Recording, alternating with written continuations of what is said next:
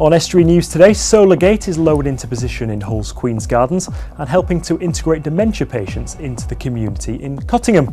Plus, I'll be talking to Councillor John Stockton and Mark Smith to hear about a third annual event taking place in Grimsby's Weelsby Woods this Sunday.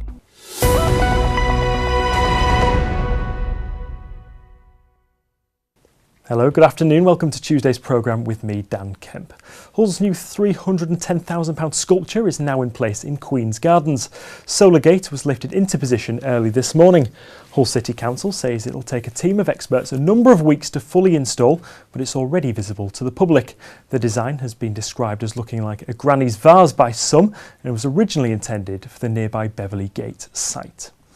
Work is underway to repair the Grade 1 listed Grimsby Dock Tower as part of the master plan for the regeneration of the town. It was used to give power for the opening and closing of the lock gates and cranes at Grimsby Docks. Work is expected to take 20 weeks and will preserve the integrity of the structure for years to come. A new online system has been launched in a bid to cut down the amount of people needing to visit their GP. 33 practices in Hull and the East Riding are trialling the new online consultation service for the next 15 months. Patients who submit their symptoms should get a response within 2 working days. This could be advice, direction to other support services like a pharmacy or booking an appointment. To use eConsult, you can head onto your local GP's website. A care home in Cottingham has unveiled an innovative way of assisting people living with dementia. The dementia charity Magnolia House plans to integrate those living at their home back into the community. It's hoped this move will rekindle lost memories. Fiona Andrews of Dementia Forward says the idea is all about making the lives of those living with dementia easier. We were approached by Chris Mitchell from Park Lane Healthcare, who owns Magnolia House here and the Manor House a little bit further up the road. And what he wanted to do was he wanted to engage the residents from his care home more into the community. I think it's to make the place, I mean, we've got beautiful grounds here, as we have at the Manor House at Little Wheaton, where we're also running this project. You know, lots of community activity can go on because of people's frailty, a lot of our gardens aren't used enough, and they're beautiful to look at, but usually from a distance, whereas there could be galas and events and lots of different things under the theme of helping people living with dementia and bringing the community into the home.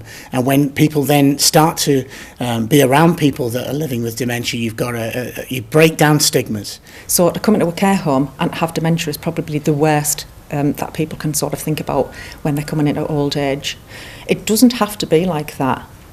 Chris wants to see another way that people within care homes can actually live a full life. Lots and lots of different ways where you drop a stone in a pool and it all ripples out. And I don't care if we can't measure it. I don't care if it's an intangible product. All I know is the more that we bring the community into the care home and the care home to the community, everybody benefits. Everybody benefits.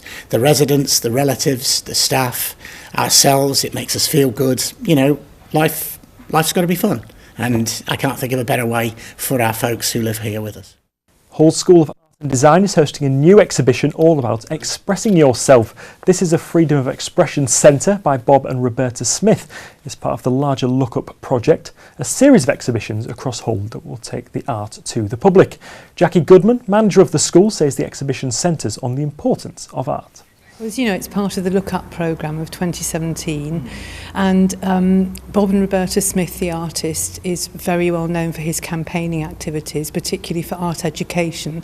So what better place to feature the exhibition than in the middle of a historic art school? Well, they say so much, I mean literally, because they're all text-based, and they cover, you know, every possible reason for why we should have art included in the school curriculum, why culture is important to human beings, to civilization, to society, the importance of human rights. So they cover really big issues which probably aren't talked about enough, and they're there sort of in your face, and you can you can read about them. They're also very engaging and lively in terms of visual objects, so the text that he uses and the sign writing that he uses look fantastic as they're sort of placed around the school. The whole building's jumping with these wonderful text-based colourful works. I'm joined now by Councillor John Stockton and Mark Smith, who are here to tell me about an event taking place in Grimsby's Weelsby Woods this Sunday. Thanks for coming in, gents. First then, tell me a little bit about what you've got coming up. What's the plan? Well, it's the third year of Weelsby, Friends Around Weelsby. It's a very well organised event. We've got lots of activities for all sorts of the members of the family, young and old. Anybody can come along, wheelchair people, we can accommodate you all. Let's hope the sun shines, and the one at the start of the show will be the hooker duck. I was going to say, everybody gets a prize. well, seeing as you mentioned the activities in the hooker duck, that sounds it's probably not the most appealing thing actually. One of the things I noticed was a fly past. Yes. Tell us a little about what you've got going on there, because that'll attract some attention, I would have thought. Yeah.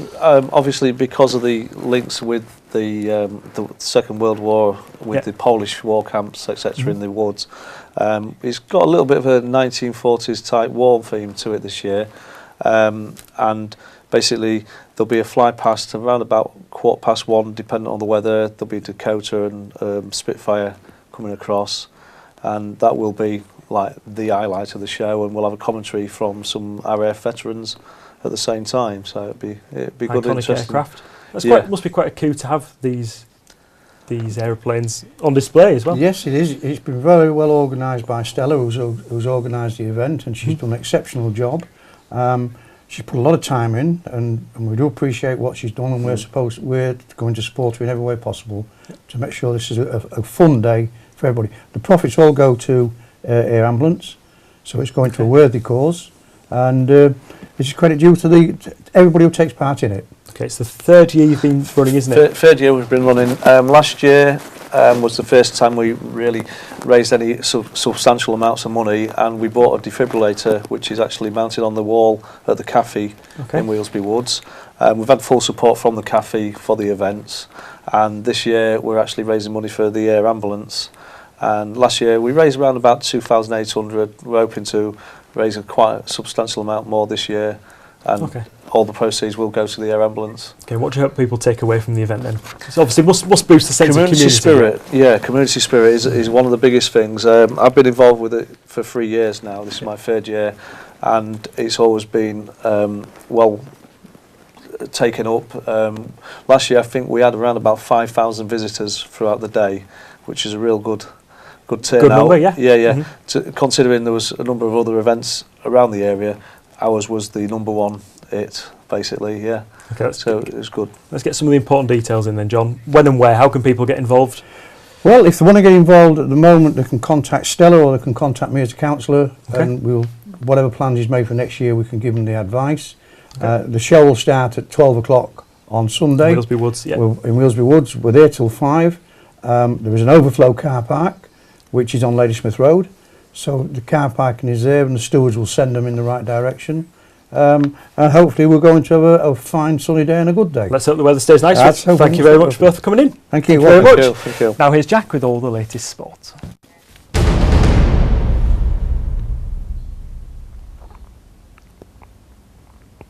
Hull City looks to maintain their unbeaten start to life in the Championship when they host Big Spending Wolverhampton Wanderers tonight.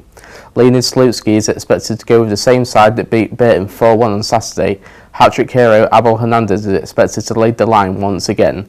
Sam Clucas will also start in midfield. He's reportedly been the subject of a £10 million bid from Burnley that was turned down, and you'll be able to hear from Leonid Slutsky, win, lose or draw, in tomorrow's show. Meanwhile, Tigers target Marvin Johnson has reportedly handed in a transfer request. The Oxford midfielder was reportedly subject of a £1 million bid from City at the end of last week. Elsewhere, North Ferriby are in National League North action this evening. They travel to John McDermott's Alfred in town. They're looking to register their first points of the season, having lost their first 3. New signing Luke Foster is expected to be part of the squad. The 31-year-old defender has signed for the Villagers today, having spent time at Oxford, Rotherham and Preston. Hull Kingston Rovers have announced that they'll host a double-header of actions this Sunday. The first team Super 8 qualifier against London Broncos will now be preceded by a reserve team clash against St Helens. This game will kick off at 12:30 at Craven Park, with the London Broncos game starting at 3. Head coach Tim Sheens is expected to give game time to a number of first team fringe players in the early kick-off. And that's all for the sport.